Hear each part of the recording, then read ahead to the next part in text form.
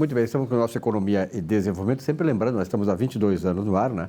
Programa já consolidado aqui e, sobretudo, pelo conteúdo daquelas pessoas que desfilam aqui nesta bancada ao longo desses 22 anos de existência de um programa com essa característica, né? Que privilegia o profissional liberal, aquele que, na verdade, ele tem os seus conteúdos e traz um conteúdo que sempre é importante, né? Para o encaminhamento, para o farol, numa sociedade meia cheia de trevas por aí. Então, sobretudo nesses assuntos que são tratados aqui, nós temos a oportunidade de esclarecer e colocar à luz. E aqui está conosco novamente o Dr. Gustavo Bernardi, que é nosso parceiro aqui do programa. Gustavo, muito obrigado pela sua presença uma vez mais, né? E sempre trazendo novidades nessa área em que ele atua, bastante abrangente. E no mercado imobiliário também tem muitas questões envolvendo a advocacia, né? Sim, sim. Quase tudo no mercado imobiliário acaba envolvendo a advocacia, né? Ou na compra e venda, ou nas permutas, ou nas construções, ou nas incorporações. Quase tudo acaba num escritório de advocacia. Tá. Qual é a novidade da semana? Pois bem, Silvio, todo mundo sabe que você, quando vende um imóvel, paga o que se chama de ganho de capital, que é o lucro que teve entre a compra e a venda desse imóvel. Lá no ano de 2005, saiu uma lei número 11.196, que previu o seguinte: olha, quando você vende um imóvel e dentro dos 180 dias seguintes compra outro imóvel residencial, você está isento desse tributo, né? Logo depois que saiu essa lei, a Receita Federal emitiu uma instrução normativa regulamentando a lei, a instrução normativa número 599, em que ela restringiu a abrangência da lei, né? Dizendo o seguinte: olha, você sim pode comprar um outro imóvel, mas você não pode quitar um imóvel anterior que já era seu, nem pagar as prestações de financiamento de imóvel que tu tinha. Então era o seguinte: tu era obrigado a fazer uma outra compra. Tu não podia utilizar o valor de venda daquele teu imóvel para quitar um outro imóvel que tu já tinha comprado na planta ou que estava em financiamento. Que é uma coisa etc. normal, às vezes, né? E muitas vezes necessária, né? As pessoas precisam disso. Bem, logo depois que a Receita Federal emitiu a instrução normativa número 599, as pessoas começaram a entrar em juízo, né? Em especial aqui no Rio Grande do Sul. O Rio Grande do Sul sempre acaba sendo o estado que puxa as demandas judiciais, né? Entrava em juízo dizendo o seguinte: não, mas espera lá, a Lei 11.196 não trouxe essa restrição, a instrução normativa trouxe essa restrição, então eu vou ao judiciário para poder usar o recurso da venda do imóvel que eu transacionei, que eu vendi, para quitar um outro imóvel meu, né? Aliás, por que eu vou ficar pagando juros, comprar um outro imóvel, se eu posso utilizar esse recurso para quitar aquele financiamento? Pois bem, durante muitos anos os processos demoraram a chegar no STJ. Quando começaram a chegar no STJ, os tribunais superiores passaram a entender favoravelmente ao contribuinte. Sim, você pode usar, a Receita não pode tributar o ganho de capital nesse caso. Pois bem, agora, Silvio, recentemente, 2 semanas atrás, a Receita Federal, de tanto perder os processos judiciais, alterou a instrução normativa 599. Significa o seguinte: se você hoje vendeu um imóvel próprio seu, você pode utilizar os recursos desta venda para quitar a compra de um outro imóvel que você realizou. E mais, você pode quitar financiamentos, parcelas de um imóvel que você já tinha anteriormente. Isto é um tremendo benefício, Silvio, porque você para de pagar juros, você quita aquele financiamento, você utiliza o recurso do mesmo imóvel que você tinha e que você vendeu sem pagar ganho de capital, sem pagar tributo. Isso é uma vitória dos entendimentos jurisprudenciais que conduziram a Receita Federal a mudar a sua postura, né? Esse é um tremendo ganho, Silvio, né? É uma notícia boa, né, para quem tem essas operações, né, e principalmente agora que nós estamos na época de fazer imposto de renda, enfim, você tem que saber disso, porque com isso você não paga imposto de renda nessa transação. E nós estamos falando, né, doutor Gustavo Bernardi, do mercado imobiliário, e o senhor tem muita larga experiência, conhecimento da cidade e tal, e nós estamos num momento efervescente da cidade do ponto de vista urbanístico, né? A cidade está melhorando, está se modernizando, está se abrindo para o mundo todo, quer dizer, a cidade hoje está sendo um polo de atração turística também, não só de valorização da cidade para os seus moradores, né, para o entorno, mas também do ponto de vista turístico nacional e internacional. Isso valoriza muito esse mercado. Sim, o mercado imobiliário de diversas regiões de Porto Alegre cresceu muito. Né? As regiões periféricas, Zona Sul de Porto Alegre, Zona Leste de Porto Alegre, 4º Distrito, o centro de Porto Alegre hoje, né? E uma coisa interessante é o seguinte, Silvio, nós estamos vendo acontecerem as licitações de áreas que durante 20, 30 anos não tinham sequer interessados, né? Então, a Orla, o Cais, o Embarcadeiro, né, está trazendo essa pujança para o mercado imobiliário de Porto Alegre, né?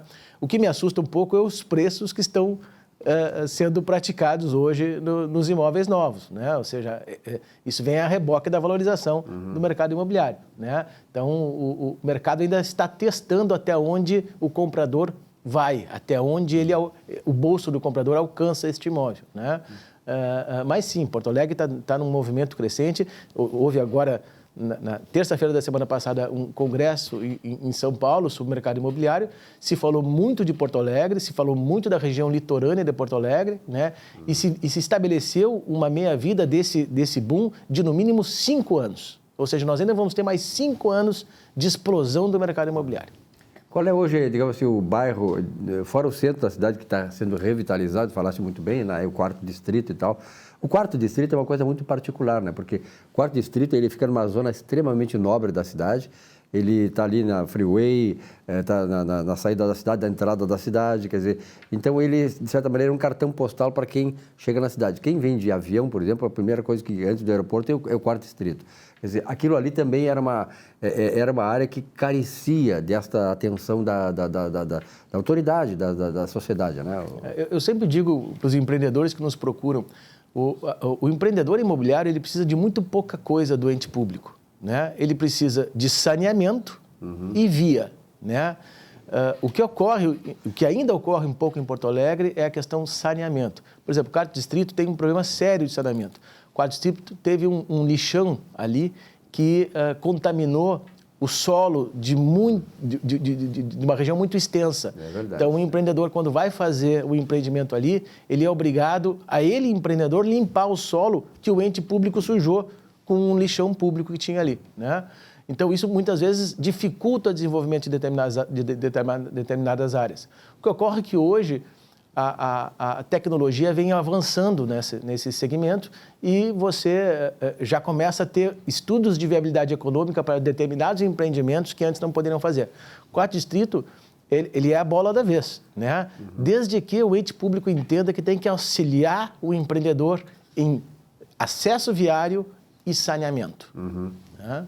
E qual é o cuidado assim, que o empreendedor deva ter do ponto de vista legal hoje? Porque tudo tem a questão da lei, né? Tem o cumprimento da lei, tem certas normas, certas regras para você construir e tal. Qual é a recomendação principal que tu daria para o empreendedor, por exemplo? Depende da modalidade de negócio. Hoje, em Porto Alegre, se desenvolveu um negócio que chama-se permuta sem torna, que é o seguinte: eu sou dono do terreno, o Silvio é o incorporador, ele vai me entregar um percentual em área construída desse terreno que eu estou entregando para o Silvio.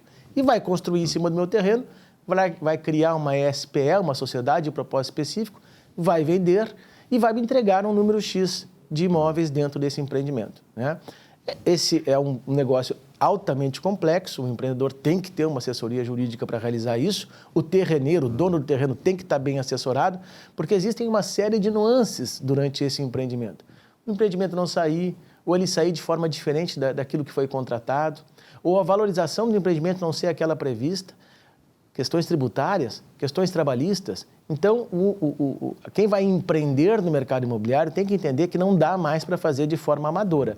Tem que se assessorar contabilmente, juridicamente, e hoje tem uma outra questão que é muito importante, chama-se EVE, Estudo de Viabilidade Econômica daquele empreendimento.